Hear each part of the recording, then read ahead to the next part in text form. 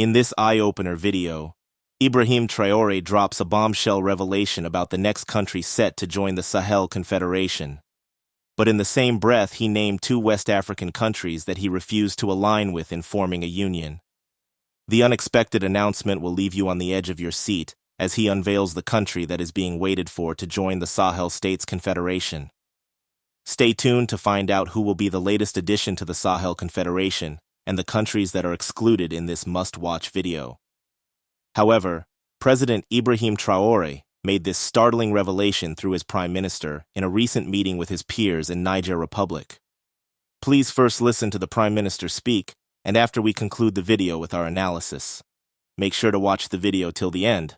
Also be sure to like, subscribe, and hit the notification bell for more updates on this developing story.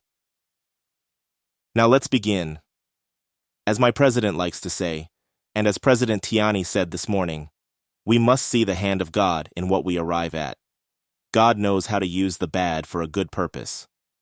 For a long time, we have been preaching about African unity. As I have already said, these three countries must start to come together.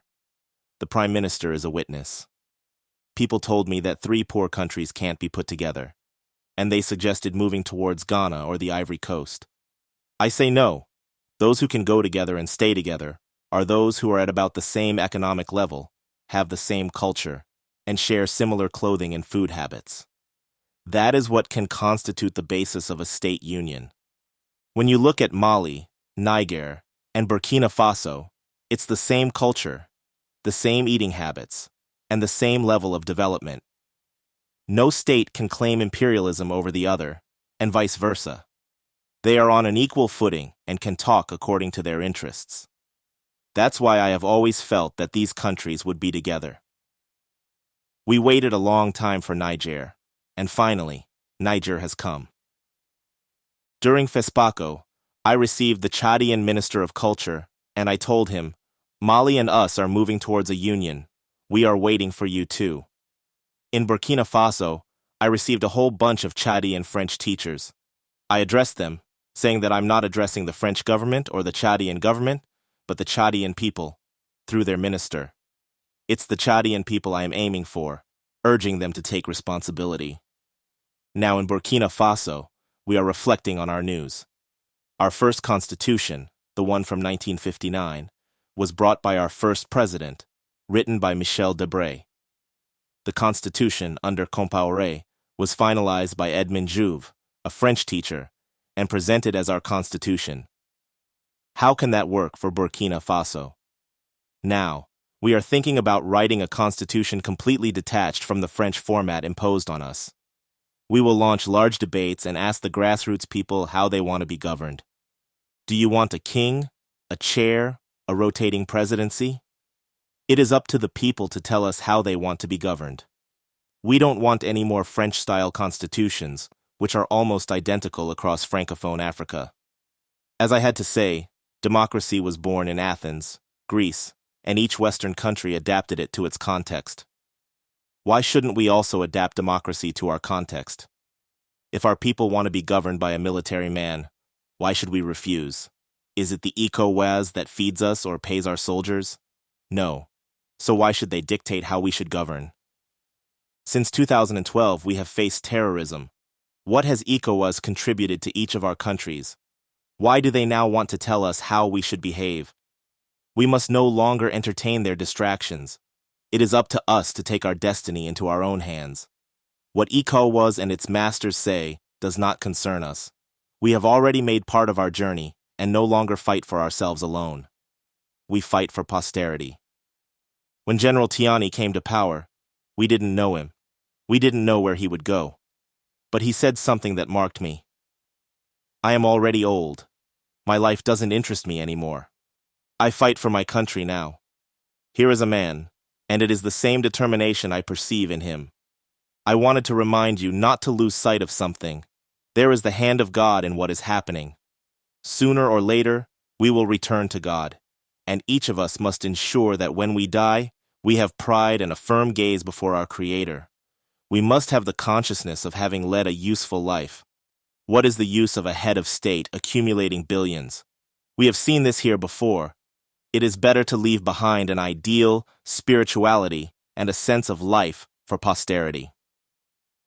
Our president, Thomas Sankara, was savagely murdered, leaving nothing behind.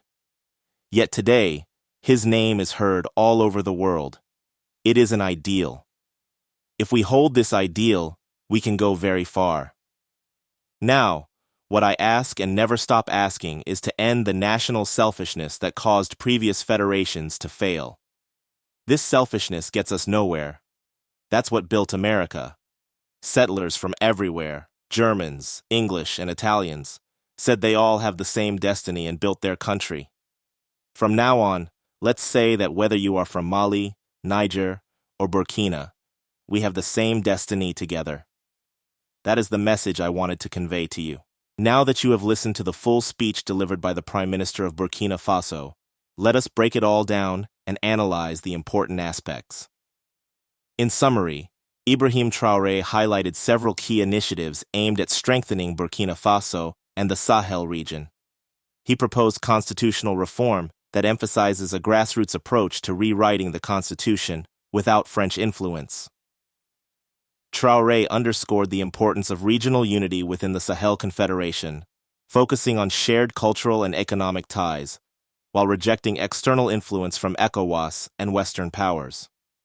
He advocated for food self-sufficiency and economic independence, alongside enhancing security measures, including the recruitment of nearly 100,000 civilian volunteers to combat terrorism. Additionally, he called for the revival of cultural initiatives such as the National Week of Culture, to promote social cohesion and national identity, and urged African leaders to resist manipulation by imperialist forces, prioritizing their nation's interests. We'll be diving deep into Traore's revelations about which countries can and cannot join this influential regional alliance. Let's get started. Ibrahim Traore, the leader of Burkina Faso, has been a key figure in the formation of the Alliance of Sahel States, which currently includes Burkina Faso, Mali, and Niger. This alliance represents a significant shift in West African politics, challenging traditional power structures and external influences. One of the key points from Ibrahim Traore's speech includes criteria for membership of the Alliance of Sahel States. Ibrahim Traore emphasizes that the alliance is built on shared cultural, economic, and social foundations. He states, "Those who can go together and stay together are those who are at about the same economic level, have the same culture, and share similar clothing and food habits." While Ibrahim Traore doesn't explicitly name countries that cannot join, he indirectly rules out nations like Ghana and Ivory Coast.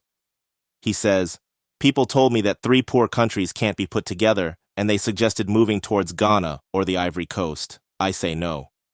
The reasons of excluding certain countries are, Ibrahim Traore believes that countries with significantly different economic levels cannot form a stable union. He also emphasized the importance of shared cultural practices and traditions.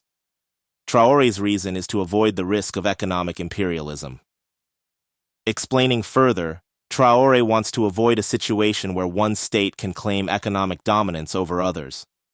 One could understand his thinking and concern, because since he came to power, Ibrahim Traore has devoted a lot of energy trying to rid Burkina Faso of all forms of French economic imperialism and exploitation. Invariably, it will be a lost battle to exchange French imperialism with another one, African or otherwise. Though Ibrahim Traore mentioned only Ghana and Ivory Coast, it means that another West African economic giant is also excluded from the Alliance of Sahel States. Therefore, Ibrahim Traore sees Mali, Niger, and Burkina Faso as perfect matches due to their similar cultures, economic levels, and shared challenges. He states, "When you look at Mali, Niger, and Burkina Faso, it's the same culture, the same eating habits, and the same level of development. Do you agree with Ibrahim Traore's idea? I would like to hear your opinion in the comments below." On potential future members, it is interestingly that Traore hints at Chad as a potential future member. He mentions discussions with Chad's Minister of Culture, saying, "Mali and us are moving towards a union. We are waiting for you too." This is a startling revelation for some reasons. Before now, there are speculations that Senegal, Guinea, and Togo are the most likely countries next in line to join Alliance of Sahel states. But that seems now a wrong projection.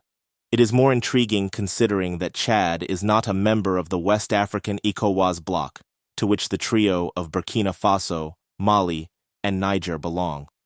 However, it is a fact that Chad is officially counted as one of the countries in the Sahel region, along with the current members of Alliance of Sahel states. Nevertheless, Ibrahim Traore's approach challenges the traditional model of regional integration in West Africa.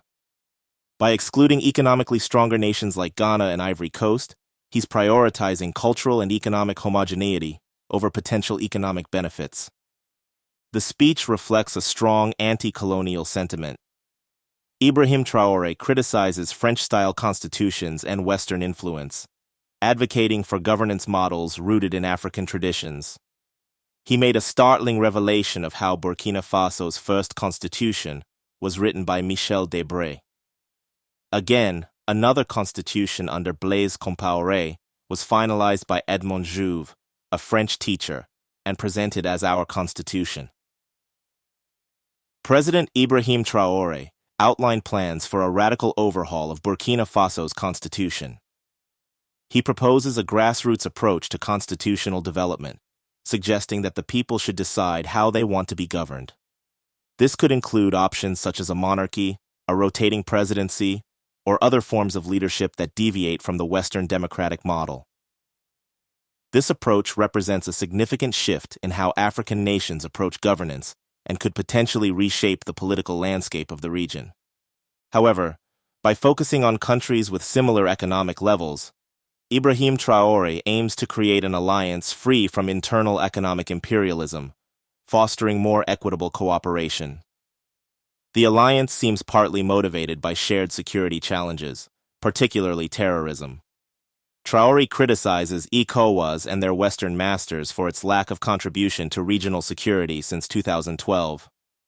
While exclusive in its membership criteria, the alliance reflects a Pan-African vision of unity and self-reliance, drawing inspiration from figures like Thomas Sankara. However, the exclusion of economically stronger nations could lead to a significant power shift in West Africa, potentially creating competing blocs. This alliance directly challenges ECOWAS's authority and relevance in the region. For Ibrahim Traore, the focus on shared security challenges could lead to more effective anti-terrorism efforts in the Sahel region. In conclusion, Ibrahim Traore's vision for the Alliance of Sahel states represents a bold reimagining of regional cooperation in West Africa. By prioritizing cultural and economic similarity over traditional power dynamics, Traore is charting a new course for his country and the region. While this approach excludes some influential neighbors, it may create a more cohesive and focused alliance. The success of this strategy remains to be seen, but it undoubtedly marks a significant moment in African politics. As this situation continues to develop, we'll keep you updated on any new countries that might join or be excluded from the Alliance of Sahel states. Don't forget to like, subscribe, and hit the notification bell for more analysis on African politics and international relations. Thanks for watching.